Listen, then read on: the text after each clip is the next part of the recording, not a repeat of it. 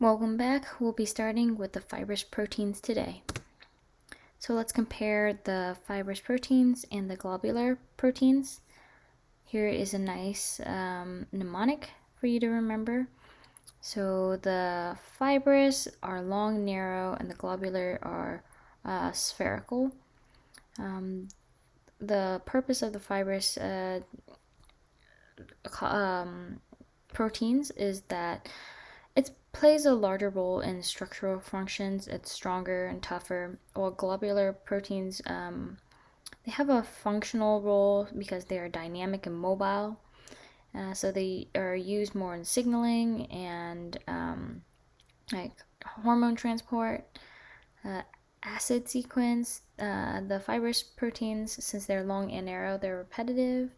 Globular is not.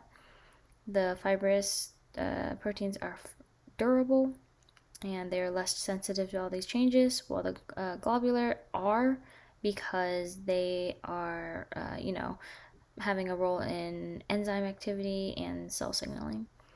So these are the examples. Solubility, these are generally insoluble in water. Makes sense because the fibrous tissue has to maintain the structural integrity of the tissue. And the globular are soluble in water, so they can, dissolve into the cytosol. Fibrous tissues, unlike the fibrous proteins, unlike the globular proteins, they really stay just in the secondary structure, while the globular proteins, remember, they're in like a tertiary quaternary structure. So collagen is the most abundant protein in the body, and it has a structural role. It is made out of 3 alpha chains woven into a triple helix, and that is due to the cysteine at the end of the chains that make the disulfide bonds. And the variation in the amino acid sequence of the alpha chains make the different properties. So it kind of determines whether this is type 1 collagen or type 2, type 3. And the most common collagen is type 1. It's made out of 2 alpha 1s and 2 alpha 2 chains, and those make up bones and muscle and ligaments and tendons. They're organized in groups based on the location and function, and these are rich in glycine because those can fit into the helix, and those, since they're small, glycine is small, it allows close proximity of the helix and allows the hydrogen bonds to form. It's also rich in proline, which is rigid and forms the tight bonds and the structure of the helix. So the sequence is glycine, then X and Y. X is usually proline, and Y can be hydroxyproline, which stabilize the helix structure, or hydroxylysine, which is more of an interchain cross-linking. And there are 2 enzymes, galactosyl and glycosyl transferase, that catalyzes the attachment for the carbohydrates, and those attach at the sites that have hydroxylysine. So once again, these are the different kinds of collagen. So 1 is bone, 2 is cartilage, 3 is skin and viscera, 4 is the basement membrane, and 5 are the vessels, along with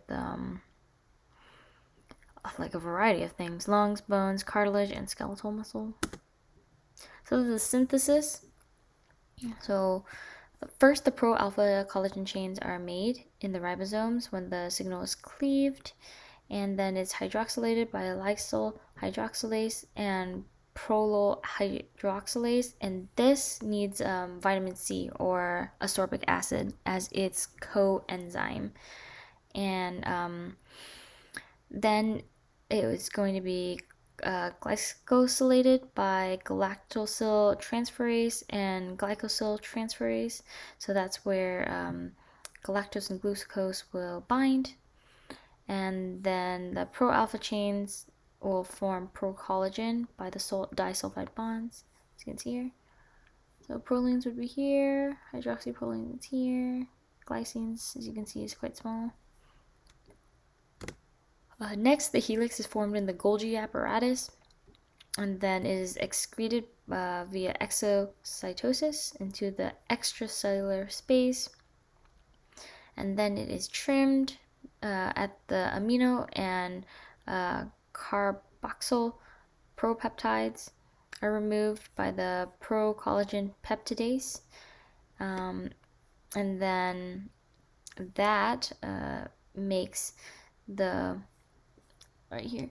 So that makes the procollagen, and then triple-collagen is formed, and it cross-links and makes the fibrils by an oxidation deamination reaction using lysyl oxidase. And remember, lysyl oxidase needs absorbic acid. And then finally, the fibers form from the fibrils, from the self-assembly and cross-linking. So right here, first there's the gene, then it's processed, then mRNA is formed, and then that's sent into the ribosome. There it is. This is the signal is cleaved. Then a procollagen is alpha chain is formed. Hydroxylation, glycosylation, association with the propeptides. Disulfide bonds formed. Helix is formed, and then procollagen is made. It's the N proteinase and C proteinase cleaves the telopeptides, and then the collagen fibrils are formed, and then finally the fibers are formed. So scurvy is a disease where there is a deficiency in ascorbic acid or vitamin C, and because of that, it lacks the body lacks prolyl and lysyl hydroxylase. So remember back here, it's needed for this and this step to form the cross linkage, and it creates the weak fibers. And because of the weak fibers in the vessels, it can cause capillary fragility. So look here in the just epidermis, all of these are petechiae. So these are formed when capillaries rupture due to some minor trauma.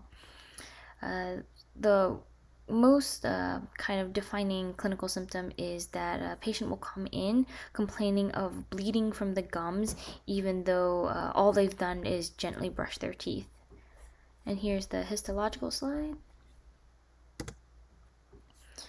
So the degradation of collagen happens because of the matrix metalloproteinases, and collagen is degraded during the tissue remodeling or during growth or injuries or during a bacterial invasion, and is broken down by those matrix metalloproteinases into pieces, and then lysosomal enzymes will break it down further into its individual amino acids.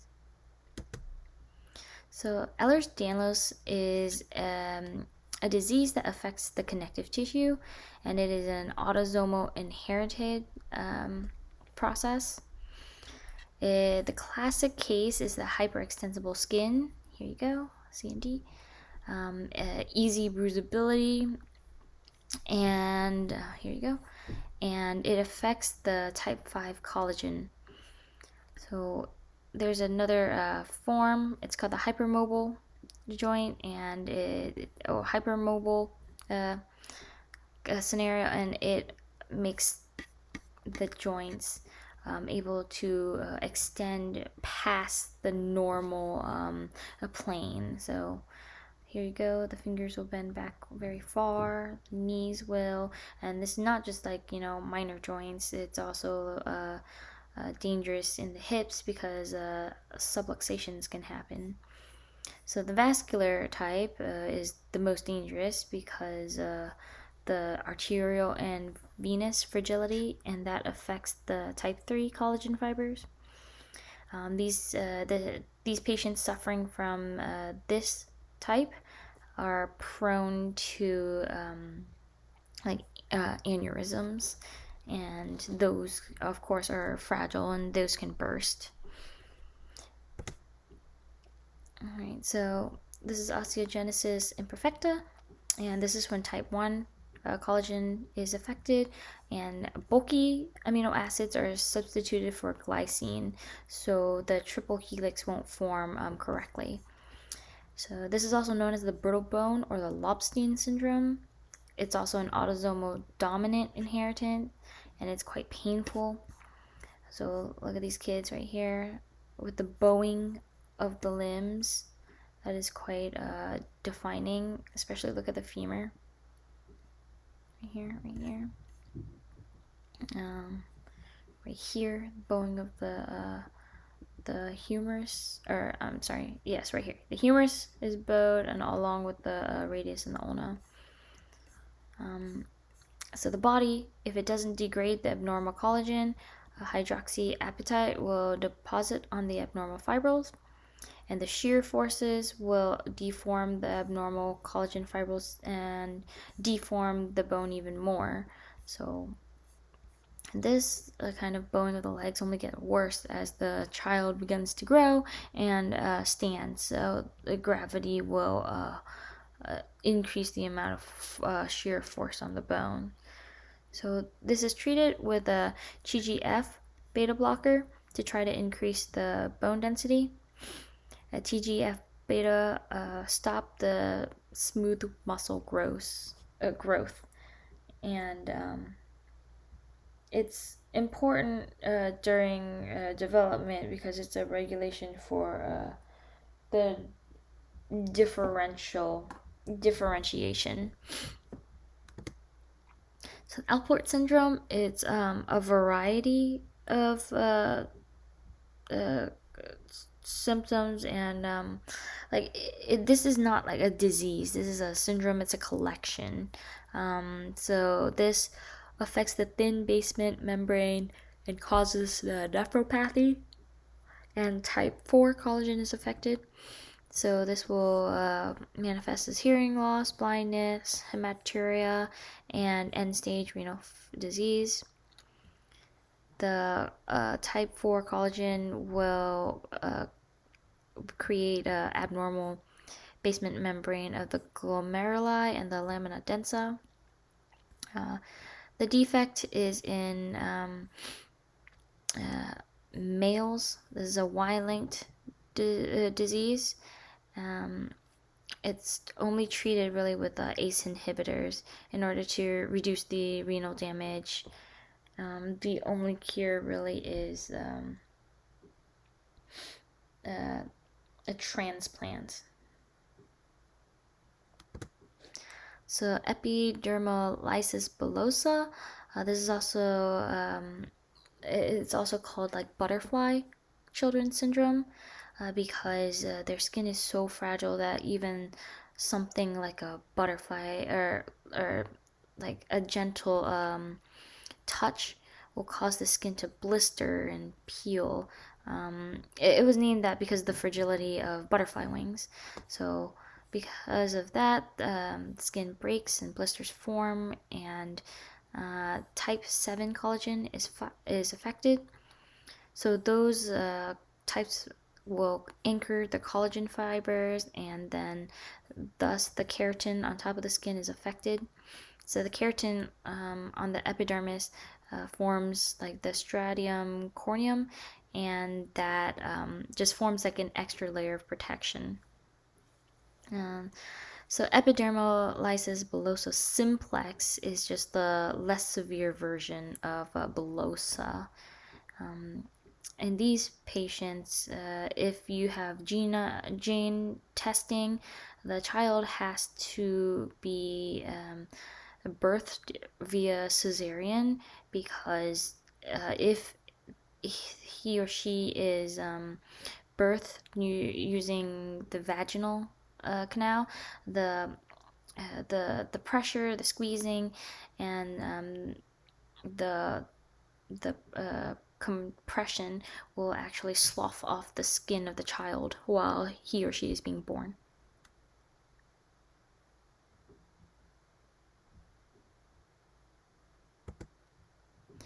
So elastin is created on chromosome 7.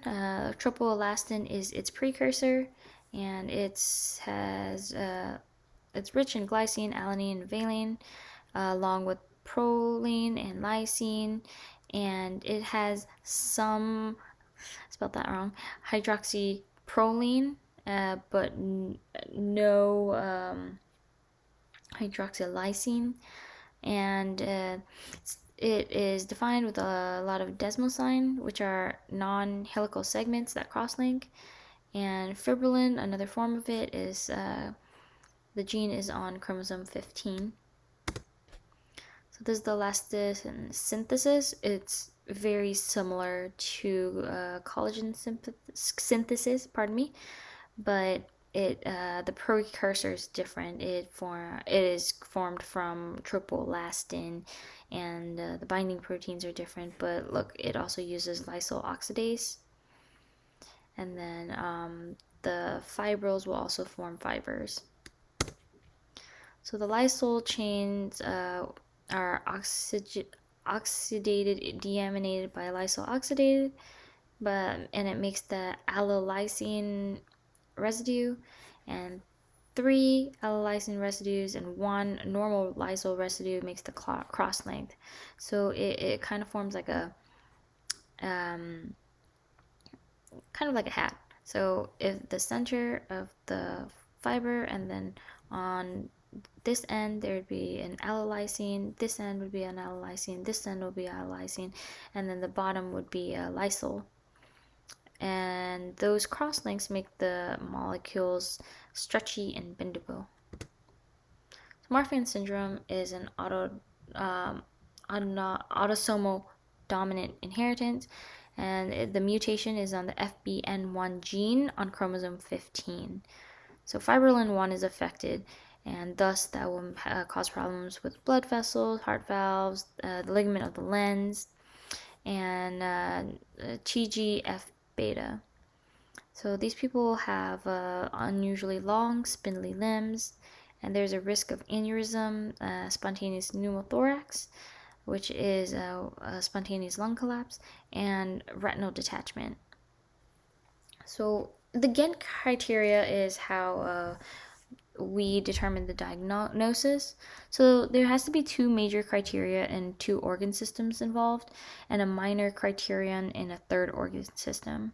So major criteria would be like, a problem with the blood vessels and heart valves, and those would be the organ systems. A minor criterion would be a person's limbs are long and their thorax is narrow. So the cells work before they are mature in Marfans, and that's why that is why they are so tall, and so they just keep on replicating, especially in the bone and the connective tissue, before they have matured, and that leads to the fragility of the elastin. So Williams syndrome is a deletion on chromosome 7. It's generally around like 26 genes are deleted, and it's characterized by heart defects, unusual facial features. In some bad cases, it's neurodegenerative, but generally there's just some mild mental deficiencies. More seriously, though, it does have an increased risk of aortic stenosis. And look at their facial features. It's their nose, and the mismatched ears, the nose. So cutis laxa is elastolysis, and it presents as the child is going to appear prematurely aged. Sometimes there's some CNS involvement, brain migration defects, seizures, hearing loss. So it's caused by a serine to proline substitution in the fibrillin 5 gene, and it's a combined disorder of both the N and O linked to glycosylation. So elastin is affected, and unfortunately there isn't really a cure to any of this. Plastic surgery, it can assist with the aesthetics of the condition, but there are more problems to consider besides just the aesthetics. All right, that's it for now. Thank you for your attention and good luck studying.